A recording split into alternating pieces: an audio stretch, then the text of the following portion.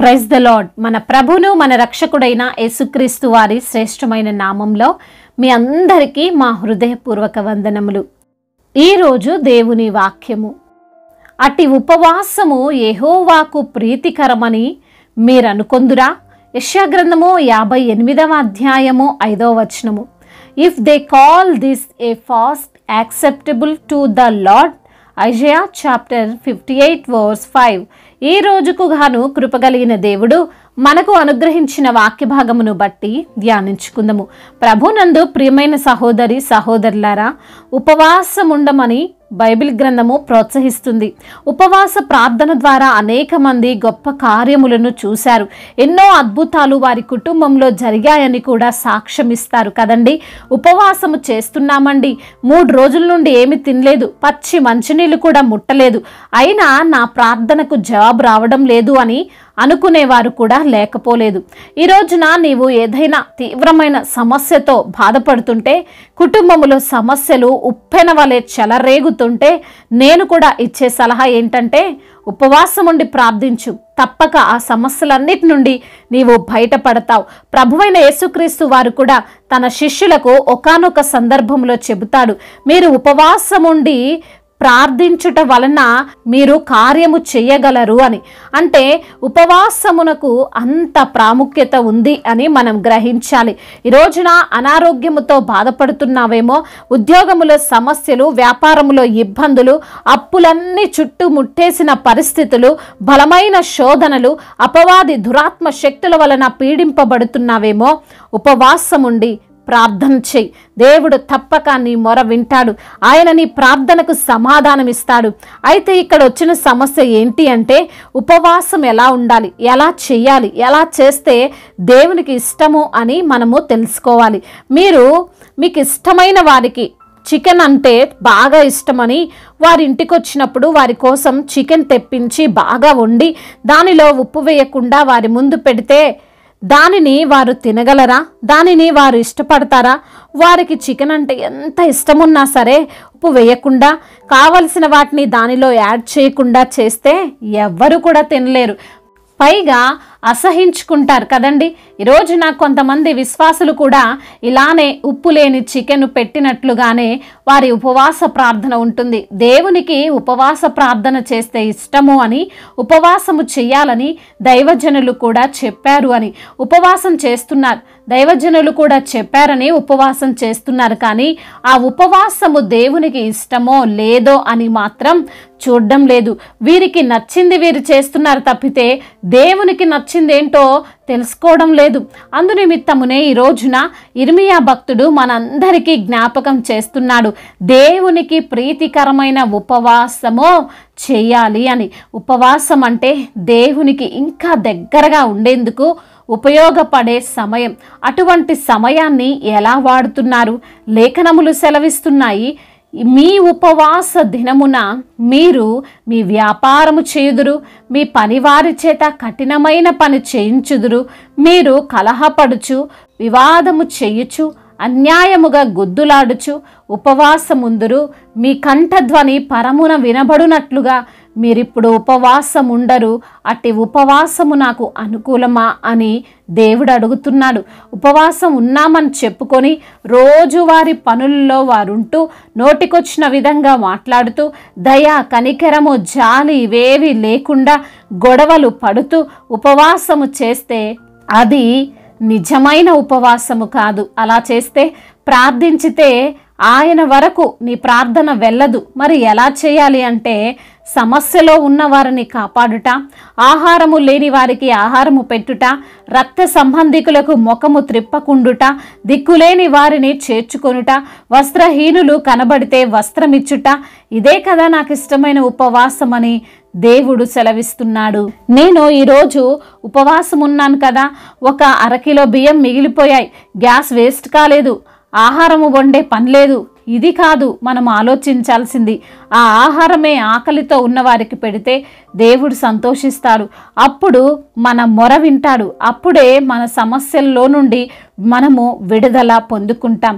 అటువంటి ఉపవాసము దేవునికి ఇష్టమైనది. అవును ప్రియమైన సహోదరి సహోదరులారా, మనమందరము కూడా ఇది గ్రహించాలి.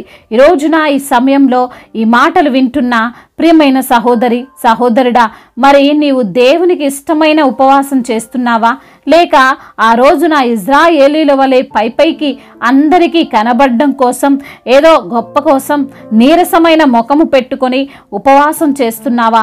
ఆలోచన చెయ్యి. ఒకవేళ అలా చేస్తే ఇకనైనా దేవునికి ఇష్టమైన ఆయన మెచ్చే ఉపవాసము చెయ్యి.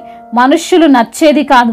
అలా చేసినప్పుడు నీవు తప్పక ప్రతిఫలమును చూస్తావు, గొప్ప కార్యములను చూస్తావు.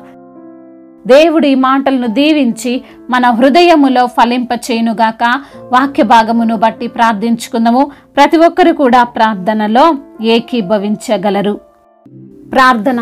సర్వశక్తిమంతుడా, సర్వాధికారి, గొప్ప తండ్రి, మీ ఘనమైన ఉన్నతమైన శ్రేష్టమైన బహు పూజింపదగిన నామమును బట్టి మీకు కోట్లాది కోట్ల స్తుతులు స్తోత్రములు వందనములు చెల్లిస్తున్నాము తండ్రి. అవును దేవా, అయా మీకు ఇష్టమైన ఉపవాసము మేము చేయాలని ఈ రోజున తండ్రి వాక్యము ద్వారా మీరు మాతో మాట్లాడారు.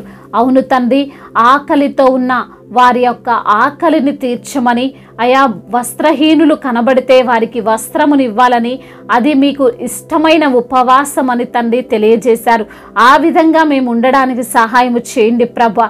ఈ రోజున ఎందరైతే బిడ్డలు వారికి ఉన్న సమస్యలతో, ఇరుకులతో, ఇబ్బందులతో, వేదనతో కృంగిపోతున్నారో తండ్రి, నలిగిపోతున్నారో, వారి యొక్క మూలుగును వినే దేవుడవు తండ్రి, సమాధానమును దయచేయండి. బిడ్డలు ఉపవాసం ఉండి ప్రార్థిస్తున్న బిడ్డల యొక్క మొరను మీరు ఆలకించండి. అయా అద్భుత కార్యము వారి పట్ల మీరు జరిగించండి. ఎందరైతే బిడ్డలు ఆర్థిక సమస్యల చేత బాధపడుతున్నారో వారికి ఉన్న ఆర్థిక సమస్యలన్నిటినీ కొట్టివేయండి. రుణ భారాలన్నిటి నుంచి కూడా అయా వారికి విడుదలను దయచేయండి ప్రభా. అప్పు తీసుకునే వారిగా కాదు కానీ అప్పు ఇచ్చే బిడ్డలుగా వారిని మీరు ఆశీర్వదించండి. తలగా ఉంచుతాను కానీ తోకగా ఉంచునన్న మీ వాగ్దానము వారి జీవితంలో మీరు నెరవేర్చమని బ్రతిమిలాడుకుంటున్నాం తండ్రి.